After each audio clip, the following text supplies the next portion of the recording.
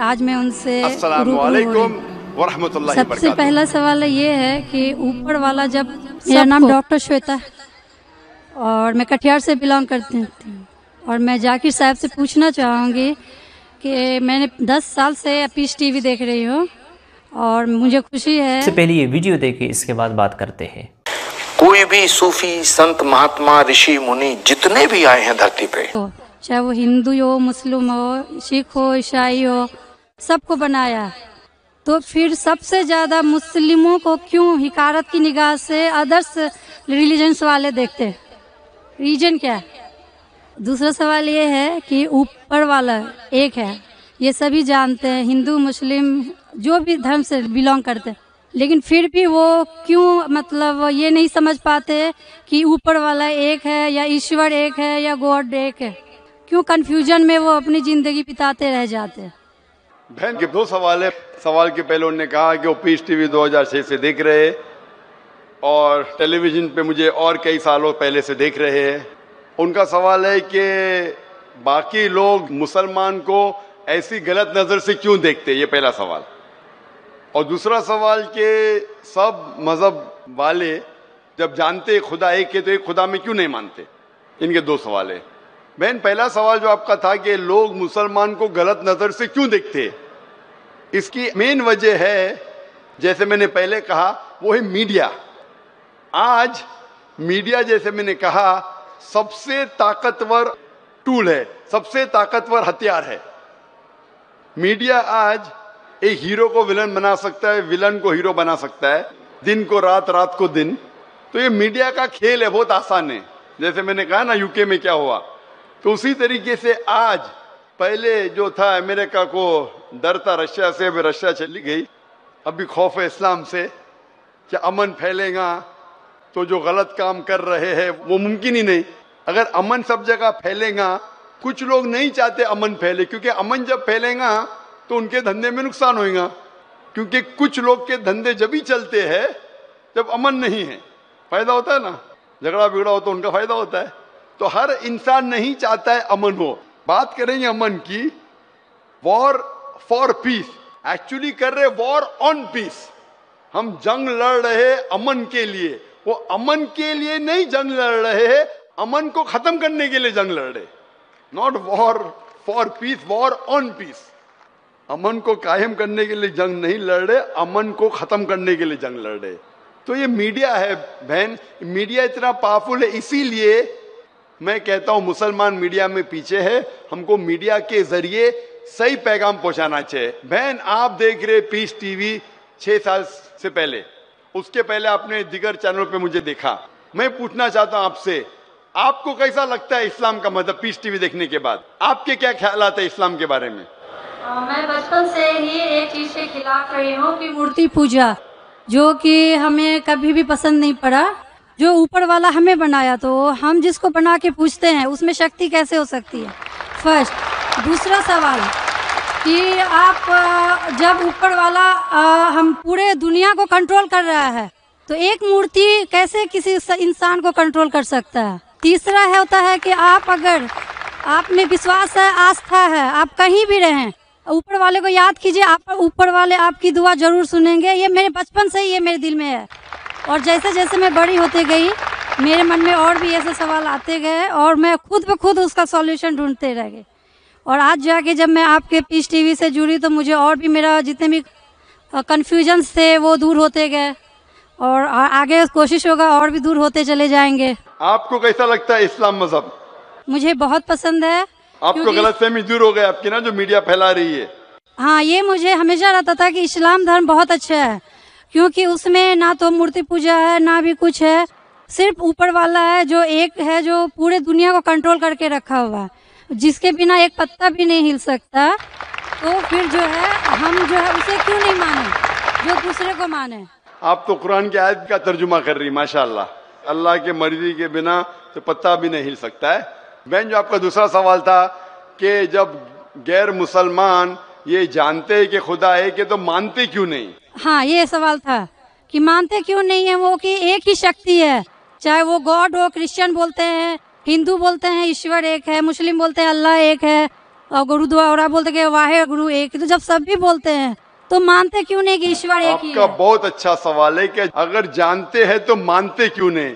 इसके मेन जिम्मेदार है धर्म के अधिकारी, धर्म अधिकारी। धर्म अधिकारी नहीं चाहते कि सब लोग इसको माने, जाने ठीक है, लेकिन मानने लगेंगे तो उनकी दुकान बंद हो जाएंगी। लेकिन यहाँ पे दुकान बंद वालों, और हर धर्म में कुछ लोग हैं जो नहीं चाहते कि सब धर्म मानने वाले अपनी किताब के करीब आए, नहीं तो उनकी दुकान बंद हो जाए। हर धर्म में ऐसे लोग हैं, नहीं तो उनकी दुकान बंद हो जाएंगी। तो इसीलिए मेरी सबसे ज्यादा कोशिश रहती है कि लोगों को अपने धर्म की किताब के करीब ले जाए सबसे पहला। तो मैं कहता हूं मुसलमान और गैर मुसलमान को अपनी धार्मिक किताब पढ़ो, उन पे तहकीक करो, जो यकसान है तो उसके ऊपर जाओ पहला। तो इसीलिए जितने धर्म अधिकारी है, धर्म के आम पब्लिक तो मेरे फेवर में, देखो आम पब्लिक, अवाम, चाहे मुसलमान की हो, हिंदू की हो, ईसाई की हो, साथ में है। लेकिन ये धर्म अधिकारी जो अक्सर है वो नहीं चाहते कि सब लोग एक हो जाएंगे तो दुकान बंद हो जाएंगी। तो ये मेन प्रॉब्लम है धर्म अधिकारी का। इसीलिए अगर सर्व धर्म के मानने वाले अपनी किताब का तर्जुमा पढ़े, सही मानी से उस पे अमल करे, तो सब लोग एक ईश्वर के पास आएंगे और एक ईश्वर को मानेंगे और उसके अलावा किसी की इबादत नहीं करेंगे।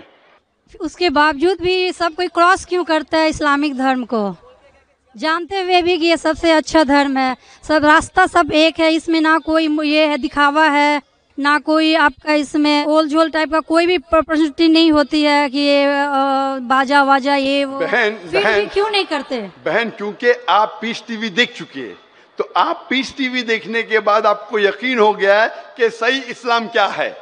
बाकी चैनल सही इस्लाम नहीं दिखा रही। बाकी चैनल दिखाते हैं कि मुसलमान टेररिस्ट है, मुसलमान दहशतगर्द है, मुसलमान जलील करते, मुसलमान ये करते, खवातीन को हक नहीं देते। तो सब लोग तो पीस टीवी नहीं देखते ना। इंशाल्लाह एक दिन आएगा जब दुनिया के अक्सर लोग पीस टीवी देखेंगे। इंशाल्लाह हमारा इरादा है कि पीस टीवी को कम से कम दुनिया की सबसे अहम 10 जबानों के अंदर फैलाए। इंशाल्लाह अल्लाह से दुआ है, क्योंकि जो मोहम्मद सल्लल्लाहु अलैहि वसल्लम की हदीस है कि इस्लाम एक दिन हर घर में पहुंचेगा, तो अल्लाह ताला से दुआ है कि हमें वो जरिया बनाए कि सही इस्लाम दुनिया के हर घर में फैलेगा इंशाल्लाह। बहन मैं आपसे पूछना चाहता हूँ, आप मानते हैं कि खुदा एक है? मैं बचपन से मानती हूँ ऊपर वाला एक है। आप मानते हैं कि मोहम्मद सल्लल्लाहु अलैहि वसल्लम आखिरी पैगंबर है? हाँ, ये सब बचपन से ही पता है मुझे। तो मैं आपसे पूछता हूँ डॉक्टर श्वेता, जब आप मानते खुदा एक है, आप मानते बुत परस्ती गलत है, आप मानते मोहम्मद सल्लल्लाहु अलैहि वसल्लम आखिरी पैगंबर है, तो उसका मतलब आप मुसलमान हो चुके। हाँ, ये एक चीज मैं सवाल करना चाह रही थी आपसे। जी हाँ। कि आपके मन में जो भी आप धर्म अपना रहे हो, ये तो जरूरी नहीं होता कि आप उसे रिप्लेस करें पब्लिक के बीच में, जरूरी नहीं है। और अगर आप मन से मानते हैं तो, और ऊपर वाला जान रहा है कि आप क्या हैं, और ऊपर वाले को ही मानते हुए सारा चीज फॉलो कर रहे हैं, तो क्या जरूरी होता है कि मुस्लिम बताए ही कि हम मुस्लिम हैं? बहन का बहुत अच्छा सवाल है कि अगर मन से माने काफी नहीं, क्या जाहिर करना जरूरी नहीं है?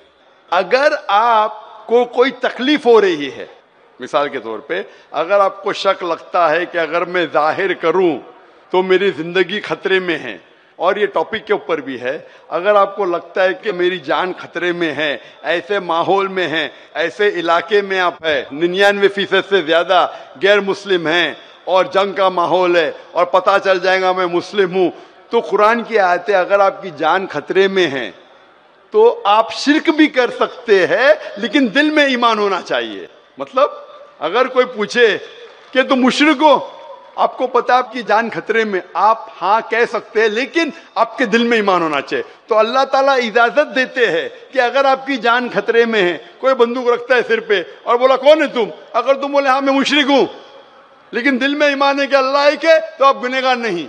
तो अगर आपको डर है कि आपके इज़हार करने की वजह से आपकी जान खतरे में है या कुछ तकलीफ आ सकती, तो मत इज़हार करो। लेकिन इज़हार करने से फॉलो करना आसान है।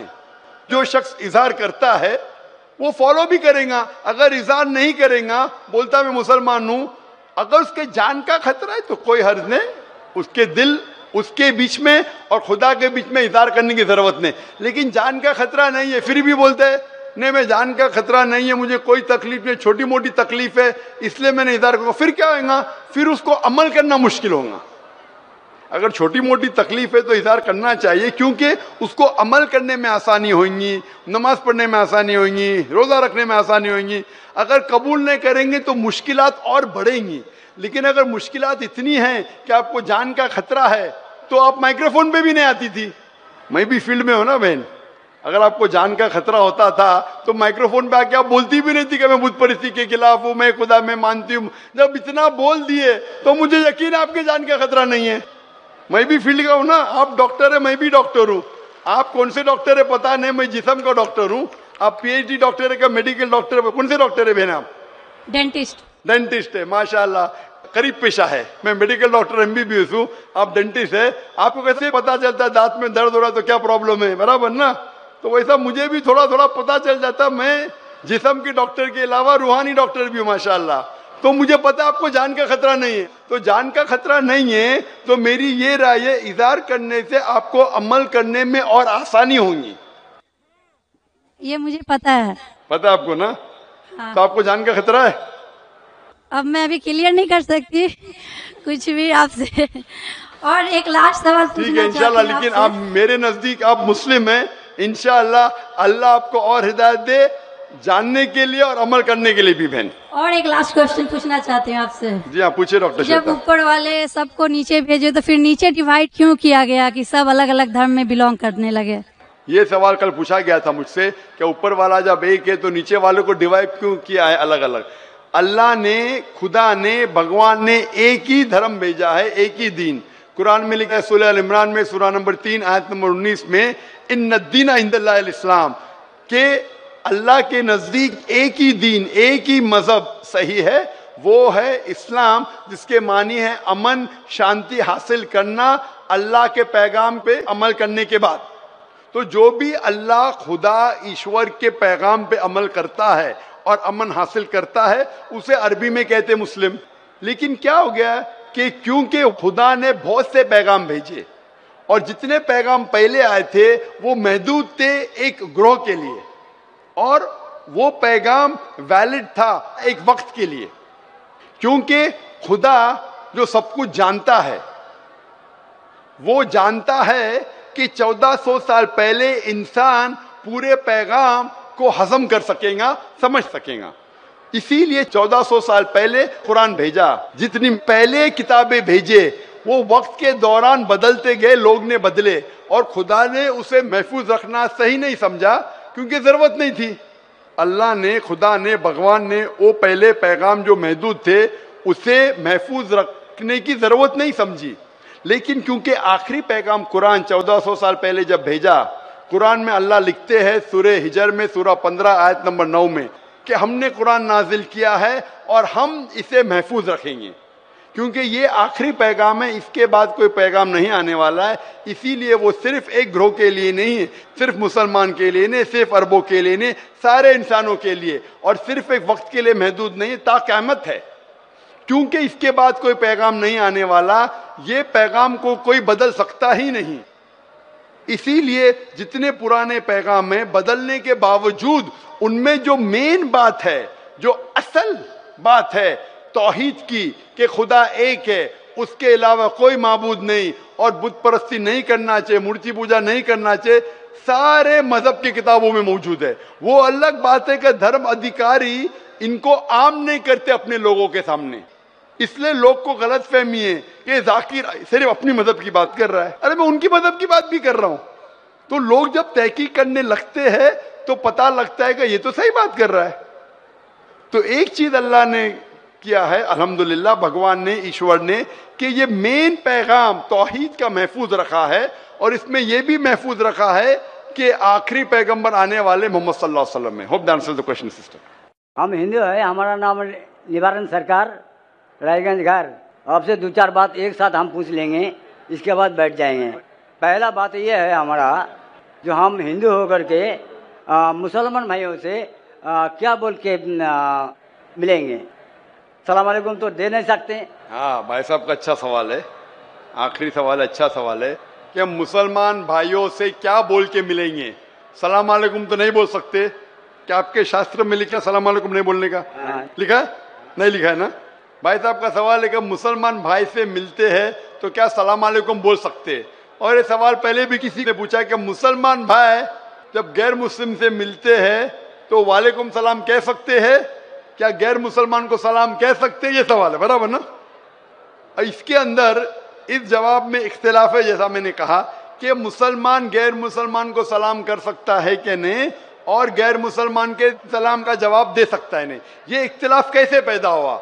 क्योंकि एक हदीस है सही बुखारी की, जिल्द नंबर 8, हदीस नंबर 6257 के लिखा है कि अल्लाह के रसूल फरमाते हैं, जब यहूदी आपसे कहते अस्सलाम अलैकुम, अस्सलाम अलैकुम का मतलब आप पे मौत हो। जब यहूदी आपसे कहते अस्सलाम अलैकुम तो आप कहो वालेकुम, मतलब आप पे भी हो।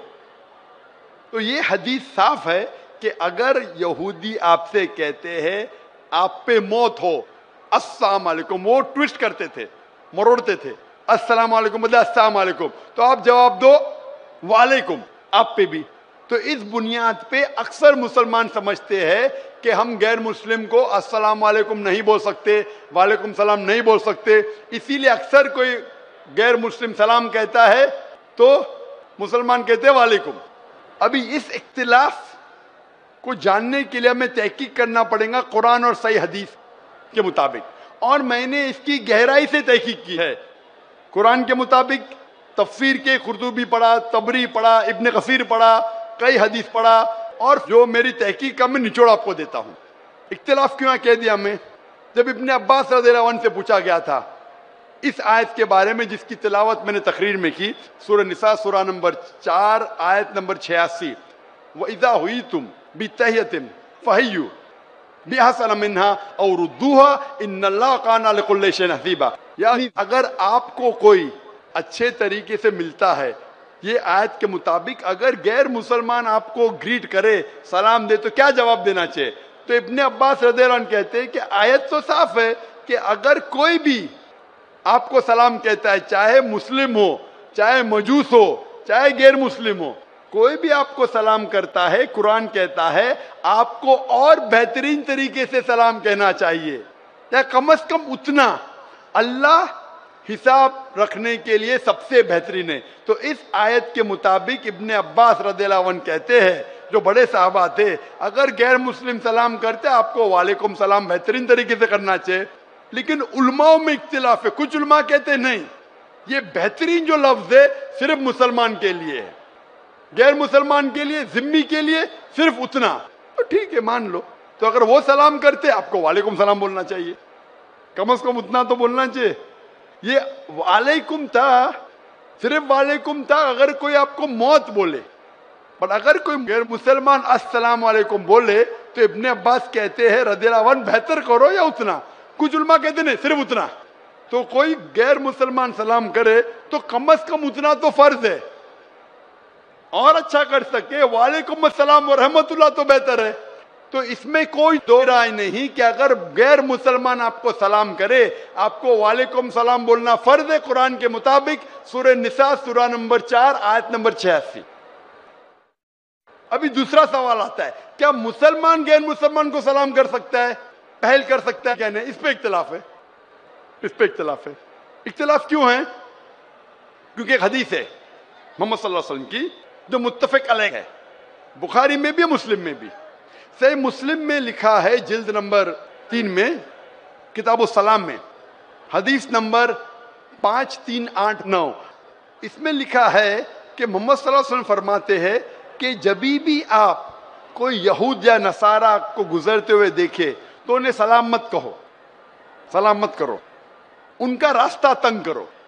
तो ये हदीस की बुनियाद पे अल्लाह के रसूल की हदीस है, अगर आप कोई ईसाई या यहूदी को देखते हैं तो सलाम मत करो, उनका रास्ता तंग करो। लेकिन एक दूसरी हदीस है, दूसरी हदीस सही बुखारी की है, जिल्द नंबर 8 हदीस नंबर 6254, इसमें अल्लाह के रसूल फरमाते अगर साथ में लोग को मिलते थे जिसमें मुसलमान भी है, गैर मुस्लिम भी है, काफिर भी है, ईसाई भी है, यहूद भी है, तो अल्लाह के रसूल फरमाते थे अस्सलामु अलैकुम, आप पे सलामती हो, और उनको अल्लाह के करीब आने की दावत देते थे। तो इससे साफ जाहिर है हदीस से कि अगर मिक्स गैदरिंग है तो आप सलाम कह सकते, इसमें कोई दोहरा नहीं। तो अभी दो पहलू है, अगर गैर मुसलमान सलाम करे तो आप बेशक जवाब दे सकते वालेकुम सलाम रहमतुल्लाहि बरकातहू।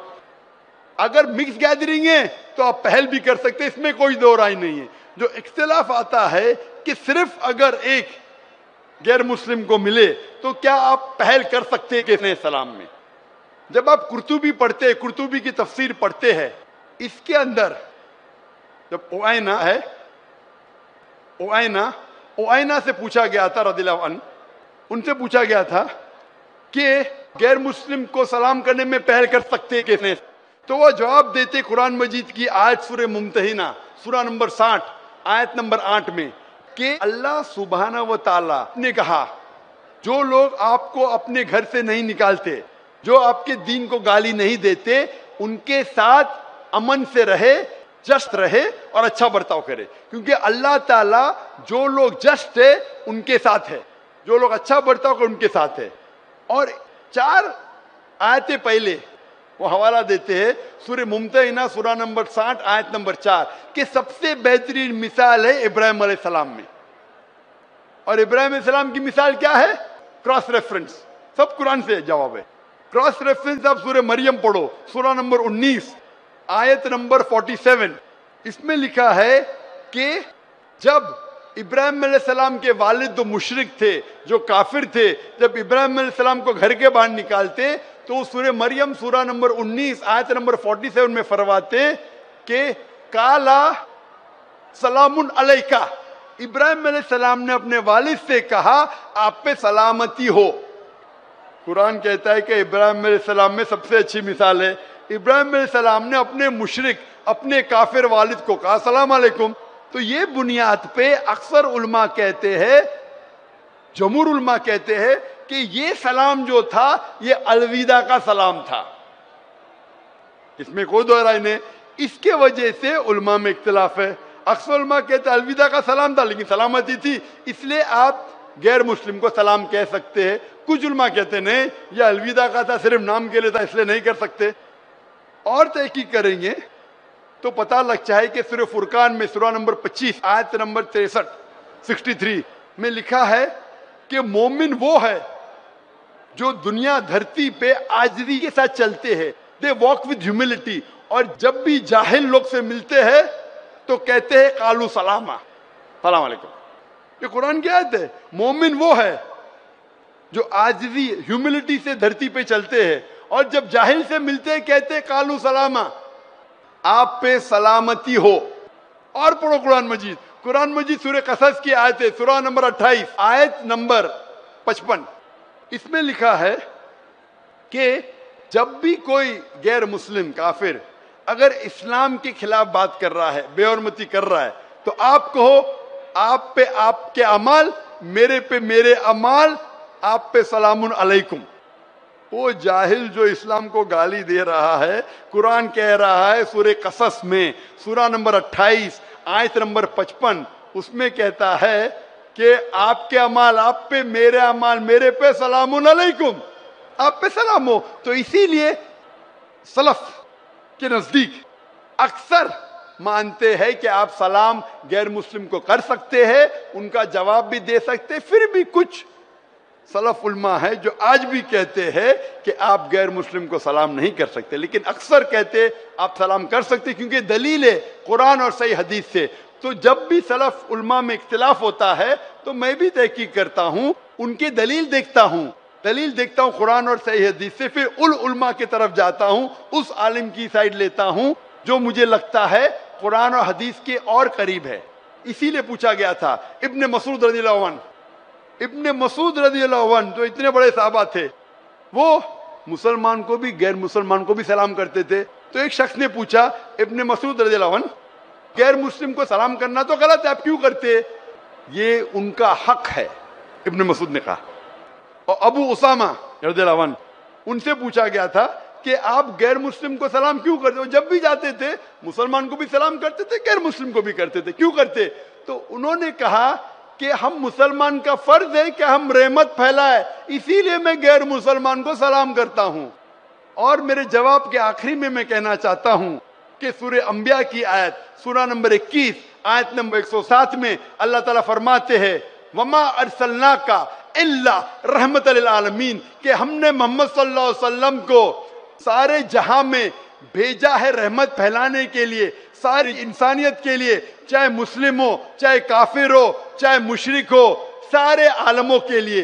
तो हम मुसलमान भी सारी दुनिया में अमन रहमत फैलाते हैं और दुआ करते अल्लाह सुब्हानहू व तआला से कि हमारी जिद्दोजहद को कबूल फरमाए। और इंशाअल्लाह इस सेशन को मैं ख़त्म करता हूँ। और मैं किशनगंज नागरिक से जो इतनी बड़ी तादाद में माशाअल्लाह यहाँ जमा हुए और जो बाकी नज़दीक इलाके से आए हैं, मैं आपका शुक्रगुजार हूँ। आपका ये तोहफा, आपका ये 3 दिन का तोहफा कि इतने बड़े मजमे में इतनी बड़ी तादाद में आप मुझे सुनना है, मैं आपका शुक्रगुजार हूँ। मेरी दरख्वास्त है कि सुनने के बाद जो भी कुछ आपने सुना, इंशाअल्लाह इस बात को अपनी ज़िंदगी में अमल लाओ, अपनी ज़िंदगी में इसका अमल करो तो मुझे और खुशी होगी। और इंशाअल्लाह अल्लाह चाहा तो जल्द मैं वापस आऊँगा। व आखिर दावाना अल्हम्दुलिल्लाह रब्बिल आलमीन। जज़ाकल्लाहु खैरन। अल्हम्दुलिल्लाह। अस्सलाम वालेकुम। जितने भी गैर मुसलमान है सबसे करीब है जो नसारा है। अगर आप कुछ गलत काम किए और कोई नफरत करता है, वो भी कुरान की आयत है। कुरान की आयत है सूरा नंबर 41 आयत नंबर 34 सूरह फुसिलत चैप्टर 41 वर्स 34। अगर कोई आपके साथ बुरा बर्ताव करता है उसका बदला अच्छाई से दो। जावेद भाई, मैं आपसे बात कर रहा हूं। अगर कोई आपसे बुरा बर्ताव करता है तो कुरान फरमाते, अल्लाह ताला फरमाते, उनसे अच्छा बर्ताव करो। आपको क्या पता कि आपका दुश्मन आपका दोस्त बन जाएगा। ये कुरान की आयत है, सूरह फुसिलत सूरा नंबर 41 आयत नंबर 64। तो अगर कोई मुसलमान कुरान पे अमल नहीं करता है तो वो नॉन प्रैक्टिसिंग मुस्लिम होगा। मतलब हर मुसलमान तो मैं नहीं कह सकता अच्छा है। और अगर कोई एक शख्स कोई गलती करता है, आप जैसा कहे कि पूरे कौम पे चढ़ाव करना बिल्कुल गलत है, इस्लाम में भी नहीं है। अगर कोई एक शख्स गलती करता है और वो सज़ा का हकदार है, उसको सज़ा मिलना चाहिए। उसका मतलब नहीं पूरी कौम। इनफैक्ट अगर आप हिस्ट्री पढ़ेंगे, आप तारीख पढ़ेंगे, आप तारीख में पढ़ो, चाहे वो 6वीं सदी की हो, 7वीं सदी की हो, 8वीं सदी की हो, आप देखेंगे सबसे महफूज अगर कोई जनरल दीन को फॉलो करने, वो इस्लाम के रूल में। इस्लाम अगर रूल कर रहा है उस शहर को, तो जितने गैर मुस्लिम थे वो अपने आप को महफूज समझते थे। क्यों?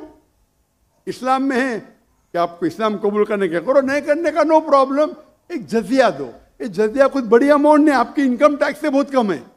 जजिया मतलब आप मानते हैं कि ठीक है आपको इस्लाम नहीं कबूल करने का, लेकिन मैं आपके अंदर पनाह चाहता हूं। तो जिजिया टैक्स आप देते, आप कबूल करते, और जब जिजिया टैक्स देते आपको प्रोटेक्शन मिलता है। इस्लाम में कहते हैं दिम्मी।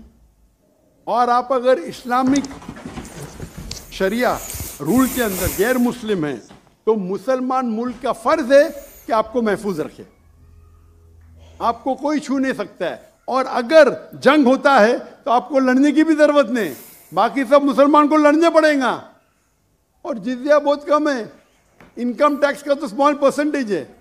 इसीलिए अगर आप हिस्ट्री पढ़ेंगे, जब सलाउद्दीन अय्यूबी ने कॉन्स्टेंटिनोपल पे हमला किया, उस वक्त जो क्रिश्चियंस थे, ईसाई मजहब में कई फिरके थे, ऑर्थोडॉक्स, प्रोटेस्टेंट्स, कैथलिक्स, खुद ईसाई लोग अपने बाकी ईसाई भाइयों से उनका कत्ल करते थे।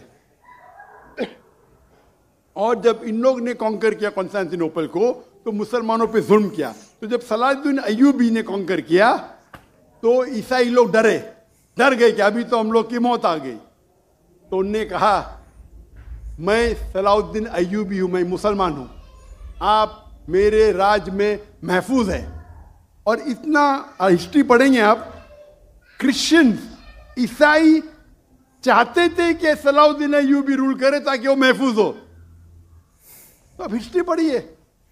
आज मुसलमान को देख के दीन को मत समझिए, कुरान को पढ़िए, हदीस को पढ़िए, और इसमें आप देखेंगे कि कुरान के अंदर किस तरीके से इज्जत दी है गैर मुसलमानों को।